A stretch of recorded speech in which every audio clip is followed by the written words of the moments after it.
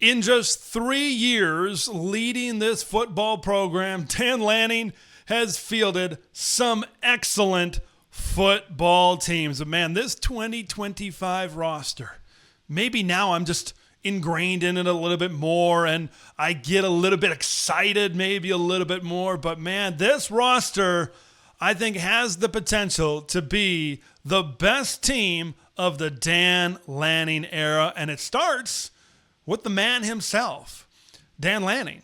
He has grown as a head coach, and he has improved as a head coach every single season. Of course, it started in 2022. That kind of bled into 2023, where a little bit of the narrative was, well, Dan's having a tough time beating his rivals on the West Coast. Of course, a handful of losses. What was it? 3 consecutive losses to the Washington Huskies. That 2022 loss to Oregon State as well. And then you look fast forward to 2024, and he took care of that. He took care of that real quick, and Oregon has established themselves as that team out west. Like, put the future aside, right here and right now, Oregon is the premier program on the West Coast of the United States of America, and Dan Lanning has been able to continually build that. I feel like this year, in year 4, he's really starting to build in that elite era. Like, there have been lessons, I think, that have been learned throughout each of the years, and Dan Lanning has done a really good job in being able to correct those errors. Like, you look at the 2024 season, they came into a new conference. Like, they fell short of conference championships in 2022 and 2023, and then all you do is you jump in to maybe the premier conference in America, and you win the whole damn thing in year number 1. But I think he kind of learned at the end of the season, you got to be playing your best football. Like, you look at the end of 2024, they had that tight game on the road against Wisconsin.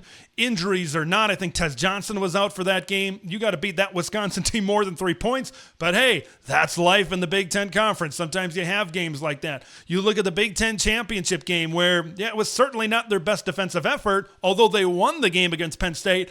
And then, of course, we know what happened in that game at the Rose Bowl against Ohio State. I think there's a lot of lessons to be learned. But I think if you keep on climbing up the ladder, I think last year it was a Big Ten championship team, and it was a really, really good football team. But I think certainly the goal for this team, and I think it's more about the build and how this team is built with a lot of this young recruited talent that has higher ceilings.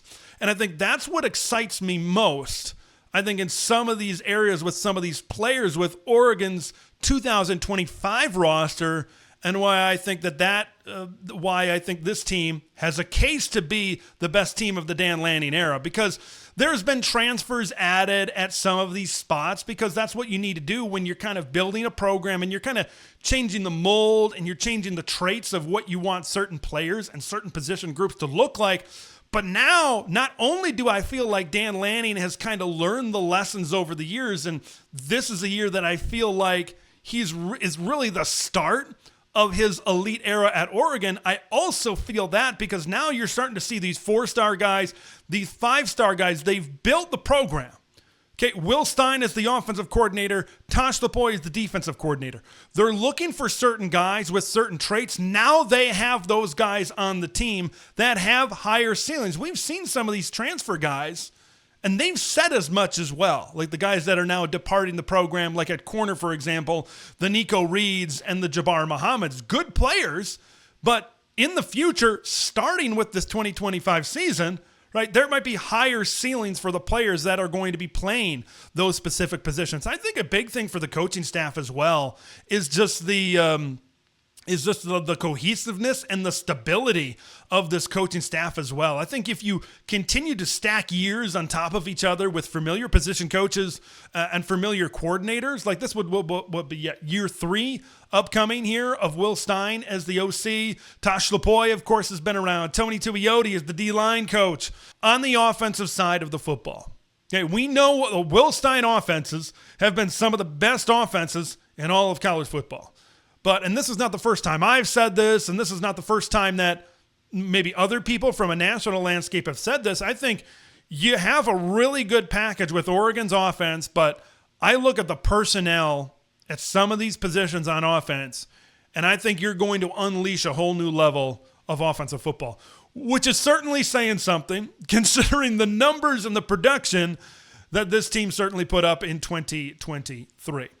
I feel the explosiveness just jumps off the page, maybe like it hasn't before with this Oregon team. Yes, I know you've had Tez Johnson. Yeah, I know the season 2023 with Troy Franklin. Yes, I know Bo Nix and all of that. But at wide receiver, I think Evan Stewart is playing in a position that he's more comfortable with. It sounds like he would be playing more as the inside wide receiver, and DeCorian Moore, of course, coming in. In 2023, we had Troy Franklin and Tez Johnson as two 1,000-yard wide receivers.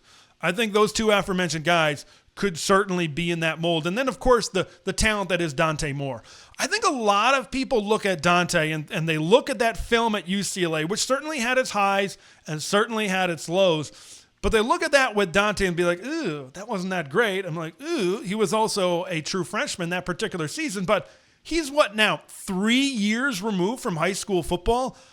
I think him sitting and learning, being in this program last season is going to have a bigger effect than some people think. Because I think if he would have stayed, well, he maybe wouldn't have stayed at UCLA because Chip Kelly wasn't going to be the coach there anymore. But if he would have went somewhere else and then went to Oregon, I think that it would have been more detrimental towards the development of Dante Moore. But he made a really good decision to come here and learn because, I think he knew all along Oregon was going to be the best place for his development. He got a little bit skittish when Kenny Dillingham left. I'm sure UCLA did some really good things for him, certainly financially. But I think his arm talent, he's got the highest ceiling of an Oregon quarterback.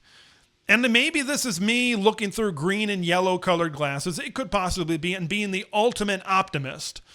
But considering that he's pretty far removed from high school, considering that he learned within this offense, some of the things that his teammates have said, like he can be a Heisman Trophy contender. He has a lot of traits in his arm talent and his ability that other Oregon quarterbacks, just plain and simple, have not had.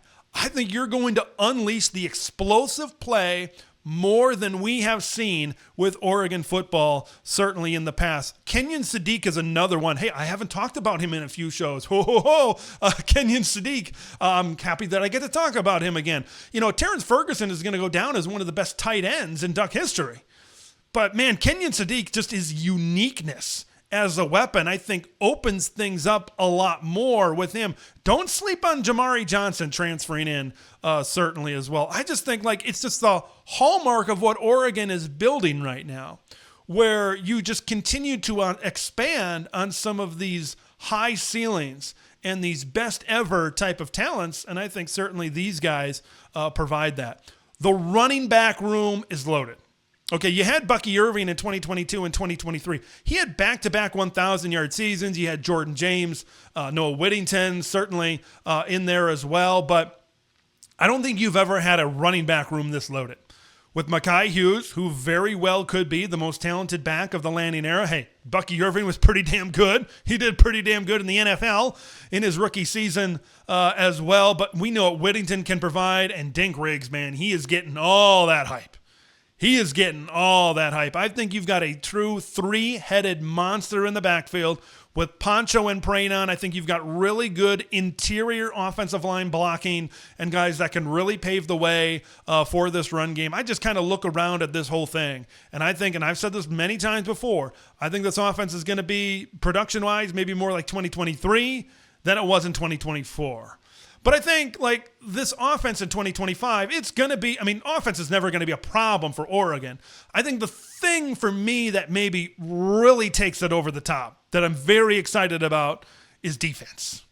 And I think that the secondary, that has been just a heartbreaking weak link in some of these big games over the last 2 years.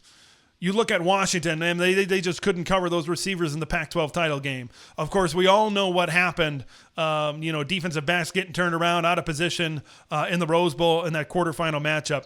Dylan Thieneman coming in and being the best safety since Javon Holland, being the best defensive back since Christian Gonzalez, I think is going to help a lot. And I've talked about this on this show before of what he can do and really setting the standard and showing guys how to prepare like a professional and having all of these young guys around him. And I look at some of the traits of some of these young guys.